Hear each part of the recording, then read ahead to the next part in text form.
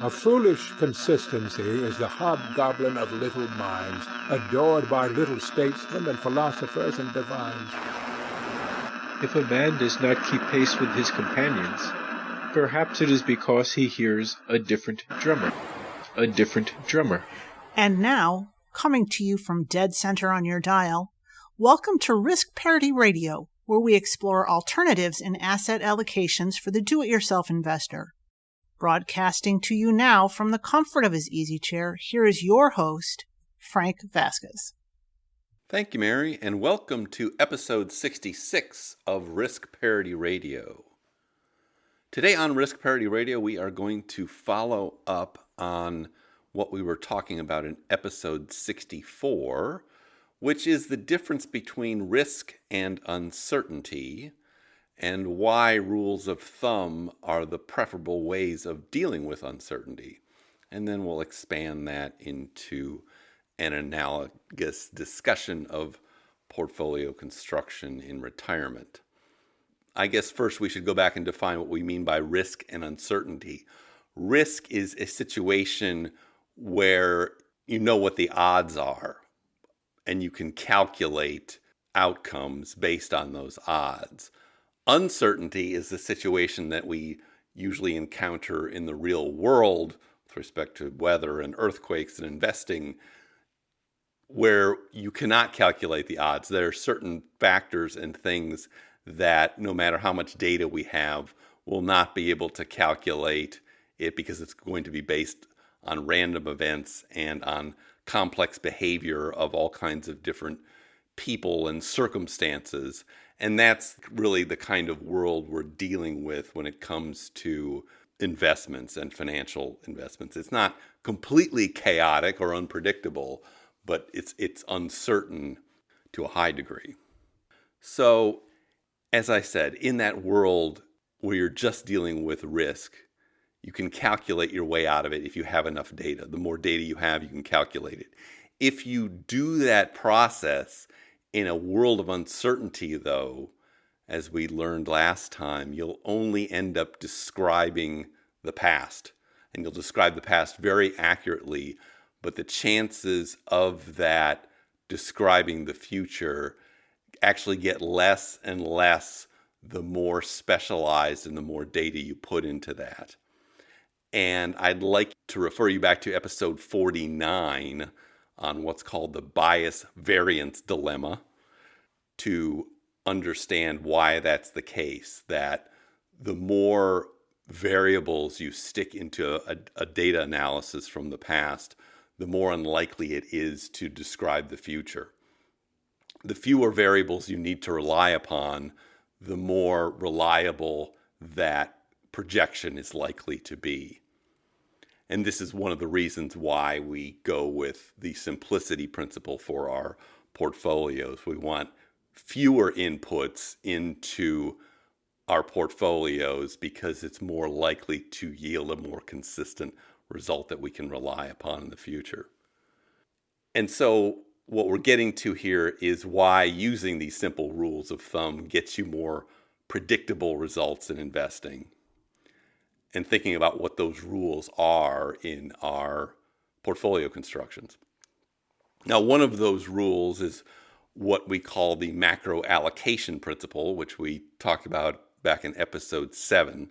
And this is best described actually in Jack Bogle's Common Sense Investing in chapters 18 and 19.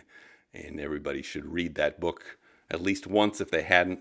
This is something that is not well appreciated, though, by most amateur investors. And what the macro allocation principle says, based on analyses of thousands of portfolio managers, is that portfolios that have the same macro allocations, for instance, and what I mean by that is a 60-40 portfolio, that's 60% stocks and 40% bonds.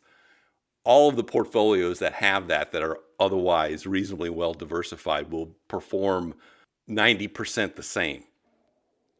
And so getting those macro allocations right for what you're trying to do is what's really important. What's not very important is the micro allocations within those macro allocations. So all of those stock funds you're thinking about picking around, that's really not the important part. The important part is, what is the percentage in stocks? What is the percentage in bonds, treasuries in particular? Other bonds if you're going to use them, but they act like a separate allocation. What is your percentage going to be in something like gold? And then are your percentages going to be in other types of classes, asset classes that will be performing differently and are uncorrelated with the other assets you're using? And so that is a rule of thumb, that you are picking macro allocations for these asset classes and deciding, okay, I'm going to have 20% of this and 20% of that and 20% of something else, and then fill out the rest. Why do we do that? Because that rule of thumb happens to work. This gives us a consistent and stable portfolio. The other rule of thumb that we use in portfolio construction and management is rebalancing, and we've talked about that in several episodes. Now you can do that by calendar or by bands, and we talked about that, I think, last episode 65. But what we also learned from that is if you do it too often, you don't get good results. And again, you're using a nice little rule of thumb that happens to work and has worked in many different constructions of portfolios over many years. And so that is why you would want to adopt such a rule of thumb. Now, what is the alternative to doing the way we construct portfolios? The alternative would be to take data that you collect every day, as much data as possible about interest rates and economic forecasts and unemployment and everything about the stocks or the funds that you're holding. And you can imagine getting thousands of parameters and sticking them into some big calculator every single day and recalculating and coming up with a different portfolio allocation every day and making a micro adjustment for all of these things. What the risk versus uncertainty models tell you is that that would not work very well. It not only would be time consuming and expensive, it's not likely to get you good results because you're really modeling the past with lots and lots of parameters. So if you try that, and people do try that, they try that by looking at funds that performed the best last year. And let's get some of those, and let's get some parameters that are based on small data sets or even stories that go into these things.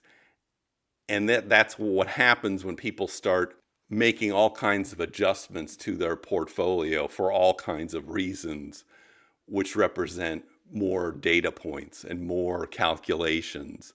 That kind of portfolio, or that kind of management of a portfolio, has shown to underperform even the indexes that the investor is investing in. And that's why amateur investors who make lots of adjustments to their portfolios typically underperform what they are holding by 2 to 4%, simply because they're jumping in and out at the wrong times based on some calculations that may be changing all the time, trying to act like they're in a world of risk and these things can be calculated and are predictive of the future when they're just not, because we're talking about a world of uncertainty where you don't know how that parameter might have affected the performance of your stocks or your portfolio some way in the past. Say, interest rates went up this much in 2010 or 11 and stocks did this.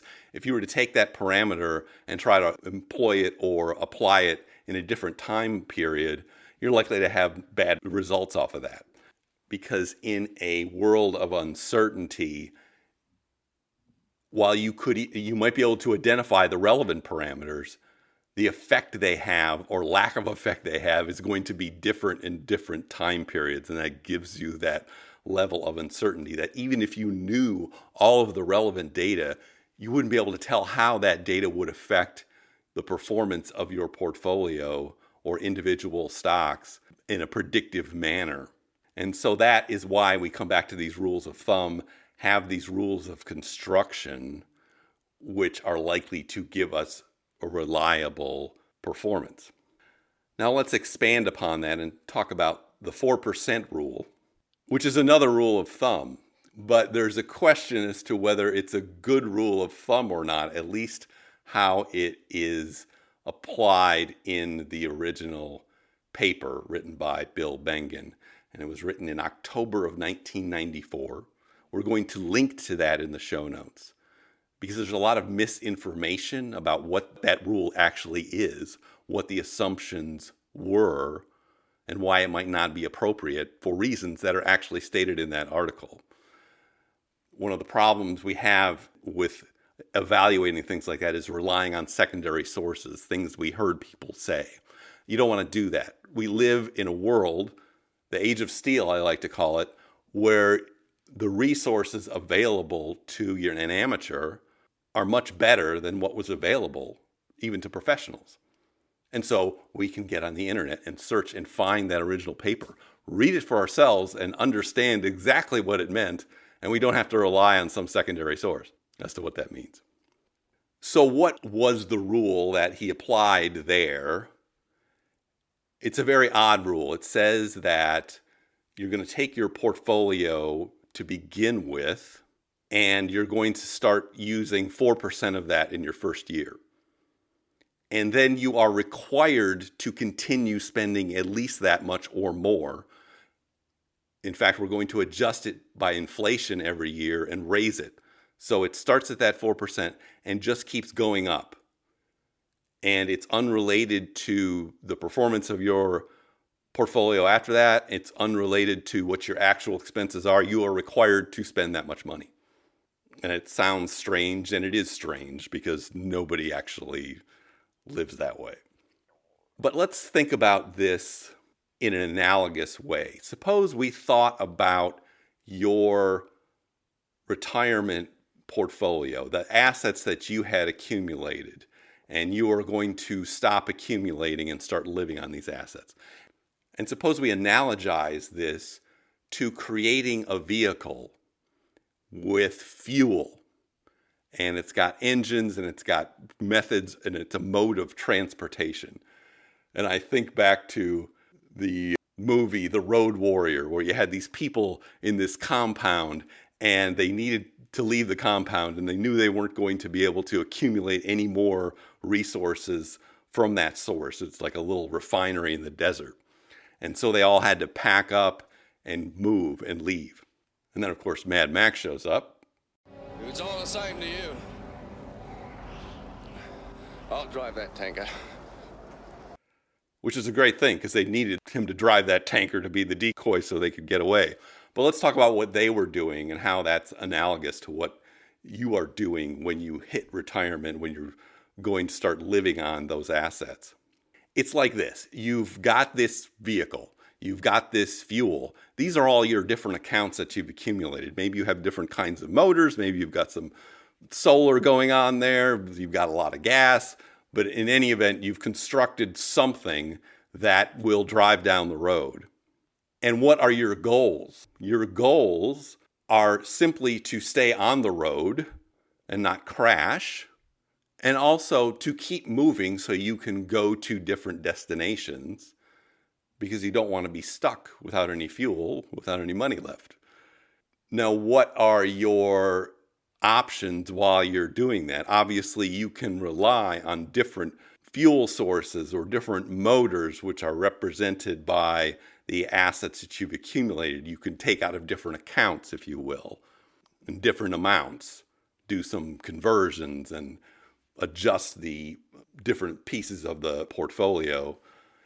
But the other thing you can do is adjust how fast you are going. You can push on the accelerator and go a little faster, or you can lay off the accelerator and go slower. You can go slower if the weather's bad. You don't have to go at the same speed. So let's think about our principles of portfolio construction, how they apply into this analogy. The macro allocation principle is a principle that basically says we're going to stay on the road. We're not going to drive off road. We're going to stay on the road and look at our maps and figure out how to get places from there. We're not going to go a straight line across the field. Rebalancing is like staying within the lines. If the road's got lines, you can just stay within the lines and keep going in that direction. But now let's get to the 4% rule. The 4% rule, as applied by Bill Bengen, is like having an accelerator that is stuck in one position. And it keeps ratcheting faster and faster each year. And you're not allowed to lay off the accelerator at any point in time. Now, does anybody drive like that? No, they don't. So you should remember that when you're thinking about, well, how am I going to manage this? You're not going to manage it the way that it's assumed in that 4% rule. And Bill Bengen recognized this. He was making these simplified assumptions in his paper just to illustrate a point. But if you go to page 178, which is page 8 of the paper that I'll link to in the show notes, he writes this: however, the client has another option to improve the situation for the long term, and that is to reduce, even if temporarily, his level of withdrawals. If the client can manage it without too much pain, this may be the best solution, as it does not depend on the fickle performance of markets, but on factors the client controls completely: his spending. Let me read that part again. It does not depend on the fickle performance of markets, but on the factors the client controls completely: his spending. That is basically him saying, you can just lay off the accelerator if you're having a problem, your portfolio is not performing well. Don't take 4% plus inflation based on the first year. Take something less, maybe 4% of whatever it is at that point in time. But this does relate back also to this idea of risk versus uncertainty, because he says the markets are fickle. The markets are uncertain is what that means. Factors the client controls. Those factors are risk. That your expenses are more like risk. And if you have risk, then you can go and calculate to come up with solutions that work for you. So if you're driving through a snowstorm, you drive slower. If the road is very curvy, you would drive slower. If it looks like there are obstacles, you would drive slower and move around them. All of that is to say, when you are planning your retirement, you should focus really heavily in great detail on what your expenses are going to be and how you're going to manage that end of it. Because that is the end of this that you can really hone in on, that you can really manage a lot better than you can deal with the uncertainty of the markets. So you should use your energy not in trying to come up with millions of parameters to stick in a formula to predict the markets, but with hundreds of parameters to try to predict your expenses.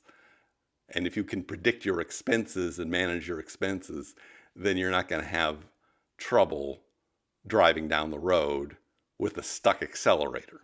And when you think about it, all three of our principles that we use for portfolio construction can go into this kind of analogy.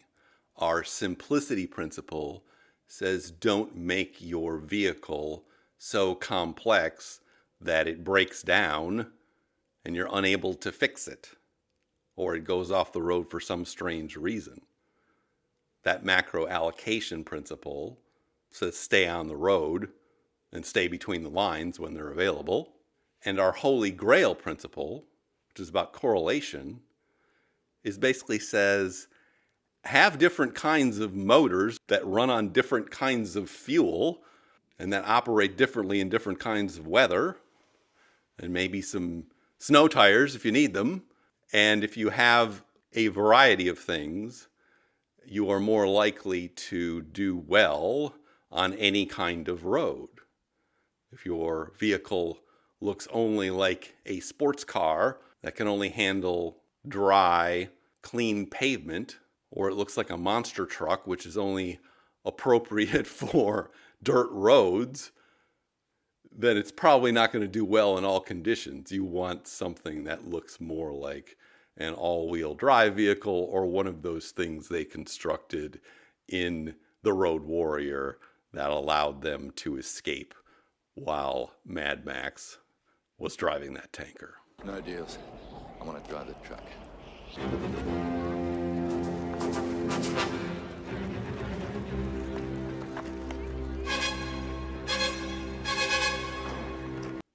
But now I see our signal is beginning to fade, and so it's going to be time for me to say goodbye. Now, next time, we'll be doing our weekly portfolio reviews of the 6 sample portfolios that you can find at www.riskparityradio.com. I also want to address some nice emails and questions I've got from Christopher B., from Mark B., and from Jeff B. It's a B kind of world. And then we'll follow up on this episode in another week with an email from Chuck H.